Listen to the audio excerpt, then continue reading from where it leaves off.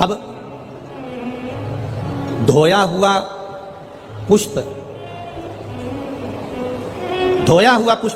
भगवान को समर्पित तो होता नहीं। जिस पुष्प को पानी में धो लिया जाता है, या पानी, कई माताओं की आदत रहती है जो पानी का लोटा रहता है, लोटे में पानी भरा रहता है, उसमें फूल डाल लेती है और उस फूल को निकालकर फिर भगवान को चढ़ाती है। भगवान ऐसा फूल कभी स्वीकार नहीं करता।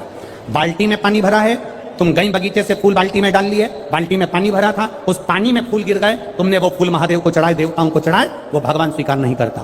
क्यों नहीं करता? क्योंकि जल के पात्र में जल भरा हुआ है, उसमें अगर आप फूल डाल दोगे तो जो जल भरा है उस जल नारायण को वो फूल चढ़ चुके हैं। अब वो फूल तुम दूसरे देवता को नहीं चढ़ा सकते, क्योंकि चढ़ाया फूल कैसे चढ़ाओगे? तो हमारे यहाँ सनातन धर्म में धोया हुआ फूल, पात्र में जल भरा है और जल में पड़ा हुआ फूल भगवान को समर्पित नहीं होता। तो जैसे ही गुरु बाबा के सामने पुष्प आए और गुरु जी के हाथ में जैसे ही पुष्प आए तो वो फूल गीले थे। अब पुष्प जब गीले थे तो उन्होंने पूछा, विश्वामित्र जी ने, गुरु बाबा ने, गुरु जी ने पूछा, राम जी, राघव जी, ये फूल जो तुमने हमको दिए हैं, ये पुष्प जो तुमने हमको समर्पित किए हैं, ये पुष्प तो गीले हैं। राम जी ने कहा, प्रभु मालूम नहीं, हमने तो इनको धोया भी नहीं है, क्योंकि हम जानते हैं कि धोया हुआ पुष्प समर्पित नहीं होता, तो फिर ये गीले क्यों है? विश्वामित्र बाबा ने तुलसी की मंजरी को उठाया, तुलसी के दल को उठाया, शालिग्राम भगवान को चढ़ाने के लिए विश्वामित्र जी हाथ आगे बढ़ाने लगे। तुलसी की मंजरी, तुलसी के दल विश्वामित्र बाबा के हाथ से चिपक गए, चढ़ने को तैयार नहीं हो रहे। पूछा बाबा ने, तुलसी तुम आज नारायण पर नहीं चढ़ रही, शालिग्राम भगवान पर तुम तुलसी समर्पित नहीं हो रही हो, क्या हो गया तुमको? तुलसा जी कहती हैं, गुरुदेव, तुलसी के क्यारे में हम सारी बहनें एक साथ बड़ी हुई हैं, तुलसी का पौधा लगकर हम एक साथ बड़ी हुई, पर माता जानकी जी जब बगीचे में घूम रही थी तो उनके वस्त्र हमारे पौधे पर आ गया और उनके चलने से, सीता जी के पल्लू के उस चीर से हमारे कुछ पत्ते टूटकर जमीन पर गिर गए। जब ये कुछ पत्ते जमीन पर गिर गए, इसलिए हमें रोना आ रहा है।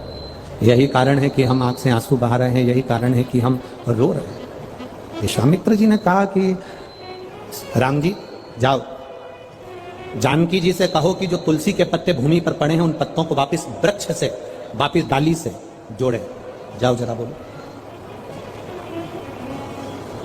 जानकी जी सूचना गई मां जानकी के पास, तुमने जो तुम्हारे चीर से, तुम्हारे वस्त्र से जो तुलसी के पत्ते गिरे हैं उनको जोड़ा जाए। जानकी जी कहती, कभी नहीं हो सकता, ये भूतो ना भविष्यते,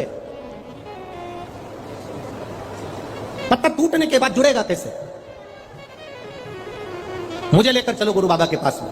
गुरु विश्वामित्र जी के चरणों में जानकी जी निवेदन कर रही हैं हाथ जोड़कर, बाबा गलती हो गई मुझसे, पर पत्ता नहीं जोड़ सकती, पत्ता नहीं जोड़ सकती। बस वही दिन, हफ्ते में केवल एक दिन ऐसा होता है जो तुलसी के क्यारे से तुलसी के दल को नहीं उतारा जाता। ये वही दिन है, रविवार का दिन, केवल एक दिन, जिस दिन मां जानकी जी ने विश्वामित्र जी के चरणों को दंडवत कर कर कहा, गलती हो गई, क्षमा कर दो। विश्वामित्र बाबा ने उस दिन शालिग्राम बाबा पर तुलसी का दल नहीं चढ़ाया। हमारे आज भी वो दिन रविवार का आज तक गिना जाता है, इसलिए रविवार के दिन तुलसी का दल नहीं तोड़ा जाता, इसलिए तुलसी के दल को तोड़ते नहीं है। जो नीचे पड़ा था, जानकी जी के पल्लू से जो दल नीचे गिर गए थे, जो तुलसी के पत्ते नीचे गिर गए थे, बाबा ने राघव जी को भेजकर वो पत्ते बुलवाए और वो पत्ते, वो तुलसी के दल शालिग्राम भगवान पर चढ़ाए। इसलिए रविवार के दिन जो पत्ते गिरे रहते हैं उन पत्तों को हम भगवान को समर्पित कर सकते हैं। 2 दिन पहले के, 8 दिन पहले के समर्पित कर सकते हैं, पर रविवार को तुलसी का दल नहीं तोड़ा जाता। ये इतना विशेष महत्व हमारे सनातन धर्म की पूजन पद्धति का है,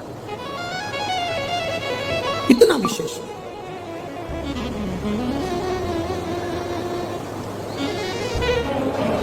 बहुत सावधानी से सुनना, रजस्वला धर्म के अंतर्गत नारी भोजन भी बन रहा है तो उस पर दृष्टि ना दे। रजस्वला धर्म के अंतर्गत नारी पूजन वाली जगह पर ना जाए। रजस्वला धर्म के समय पर नारी अच्छे कर्म की ओर ना जाए। पर रजस्वला धर्म भी अगर तुम्हारा है, कोई बीमारी भी तुमको है, कोई रोग में भी तुम पड़े हुए हो, पर भगवान का नाम लेने में कोई दोष नहीं है। भगवान का नाम तुम कभी भी ले सकते हो जब तुम्हारी मर्जी पड़ जाए। 7 दिन का नियम धारण करो। सुबह उठो, भगवान का नाम लो, स्नान करा, पूजन करो, बाबा के मंदिर में जाके 1 लोटा जल समर्पित करो, घर आओ, भोजन करो। भोजन करने से पहले अपने पास में थोड़ी सी अग्नि, जो तुम्हारे यहाँ चूल्हे में हो, जो भी अग्नि हो, उसको लेकर जो भोजन की थाली में भोजन है, उस थाली के भोजन को निकालकर अग्नि में दीजिए। 1 रोटी निकालकर गौ माता की दीजिए, आधी रोटी जो भी भाग निकाल सकते हो वो स्वामी को दीजिए, और फिर बाबा का नाम लेकर प्रसाद समझकर भोजन को ग्रहण करिए। दिन में, शाम को अपने कर्म को करते करते भगवान का नाम लेते रहिए। जैसे ही प्रदोष काल आए, शाम का समय आए, भगवान देवाधिदेव महादेव का स्मरण कर कर 1 दीप दरवाजे के बाहर लगाओ और बाबा का भजन करो। 7 दिन जो नियम धारण करता है, 7 दिन में किसी न किसी रूप में मेरा महादेव आकर एक बार दर्शन जरूर देता है, ये निश्चितता है।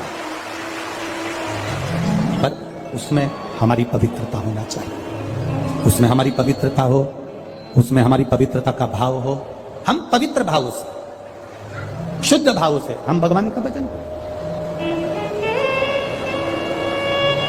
हम तो यहां तक कहेंगे, ये पार्थिव शिवलिंग का आप लोग निर्माण करते हो ना, जितने लोग भी पार्थिव शिवलिंग बनाने के लिए बैठते हो, करोड़ों में शिवलिंग बने, तो बनाते बनाते अगर किसी को उपच भी हो जाए ना, अब मैं थक गई, मैं नहीं बना रही, तो ये बोलने से पहले ही तुम जब शिवलिंग बनाओ और बनाते बनाते तुम्हारे शरीर में ऐसा लगे कि अब मैं थक गई, किसी से मत बोलो कि मैं थक गई, अब मैं नहीं बनाऊंगी, ये मत बोलो। मैं थक गई, ये मत बोलो, या ये मत बोलो कि अब मैं तो नहीं बना रही, अब मैं थक गई, तू चल रही क्या मेरे साथ वापिस, ये भी मत बोलो। आपसे नहीं बन रहा शिवलिंग बनाते हुए, आप बस उस शिवलिंग को बनाकर हाथ जोड़कर बाबा देवाधिदेव महादेव से प्रार्थना करिए, भगवान शंकर से निवेदन करिए, भगवान शिव से प्रार्थना कर कर बाबा से विनती करो, बाबा आपकी कृपा से जितना बन सका मैंने आपके शिवलिंग का निर्माण किया है। बाबा ये आपकी करुणा या आपकी उदारता या आपकी दया है जो ये मैंने बनाया है, ये आपकी कृपा से, आपकी दया से, आपकी उदारता से मैंने निर्माण किया है। बाबा ये उनसे निवेदन किया है, जो उनसे प्रार्थना करें।